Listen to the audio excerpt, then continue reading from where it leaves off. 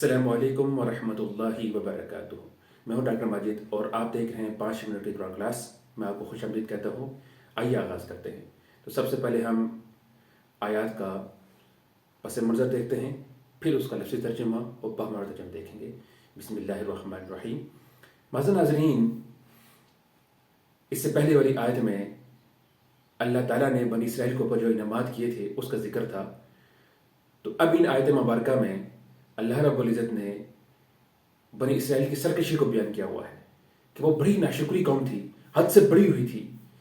تو اس میں سے ایک مثال یہاں پر دی جا رہی ہے کہ اللہ تعالیٰ نے بنی اسرائیل کو حکم دیا کہ آپ ایک بستی میں داخل ہو جاؤ۔ یہ بستی کون سی تھی؟ مفسرین کرام نے مختلف بستیوں کا نام لکھا ہے۔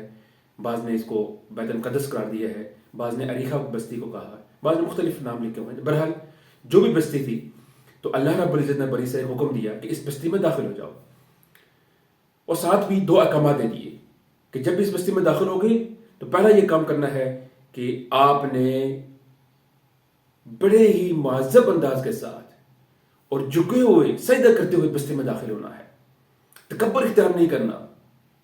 دوسری بات یہ ہے کہ زبان سے بھی تم یہ کہتے رہو خطۃ، یعنی ہم بخشش چاہتے ہیں، ہم مغفرت چاہتے ہیں،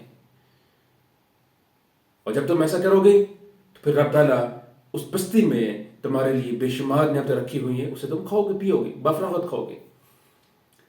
لیکن چونکہ بنی اسرائیلی بڑی ناشکرے تھے، بڑی ہرطرم تھے، تو انہوں نے ان دونوں چیزوں کو تبدیل کر دیا۔ جب اس بستی میں داخل ہوئے، متکبرانہ انداز سے داخل ہوئے، اور اسی طرح زبان سے انہوں نے خنتتم کہنا شروع کر دیا۔ خنتہ کا مطلب ہوتا ہے گندم۔ تو گویا انہوں نے سارے الفاظ کو بھی تبدیل کر دیا، قول و عمل سے یہ ثابت کیا کہ وہ بہت ناشکر ہیں۔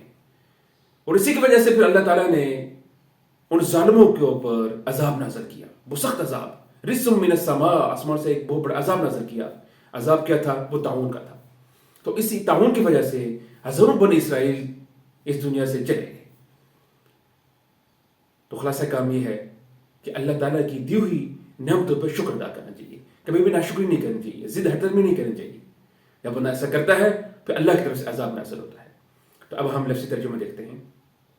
وَإِذْ قُلْنَا، اور جب ہم نے کہا، ادخلوا، تم داخل ہو جاؤ، هذه القرية، اس بستی میں، فکلوا، پھر کھاؤ، منها، اس سے، حیث شئتم، جہاں سے تم چاہو، رغداً، بفراغت، وادخلوا، اور تم داخل ہو، الباب، دروازے سے، سجداً، سجدہ کرتے ہوئے، جھکے ہوئے، وقولوا، اور کہو، حطۃ، کہ بخش دے، نغفر، ہم بخش دیں گے، لکم، تمہیں، خطایاکم، تمہاری خطائیں،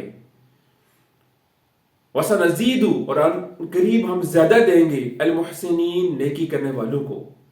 فبدل، پھر بدل دیا، الذین، جن لوگوں نے، ظلموا، ظلم کیا، قولا، بات، غیر الذی، دوسری وہ بات جو کہ، قیل لہم، کہی گئی تھی انہیں، فانزلنا، پھر ہم نے اتارا، علی الذین ظلموا، ان پر جن لوگوں نے ظلم کیا، رجزا، عذاب، من السماء، آسمان سے، بما، کیونکہ، کانوا یفسقون، وہ نافرمانی کرتے تھے۔ اور ہم نے تم سے کہا کہ اس بستی میں جاؤ، اور جو کچھ جہاں کہیں سے چاہو بفراغت کھاؤ پیو، اور دروازے میں سجدہ کرتے ہوئے گزرو، اور زبان سے خطہ کہو، ہم تمہاری خطائیں معاف کر دیں گے، اور نیکی کرنے والوں کو اور زیادہ دیں گے۔ پھر ان ظالموں نے اس بات کو جو ان سے کہی گئی تھی بدل ڈالی۔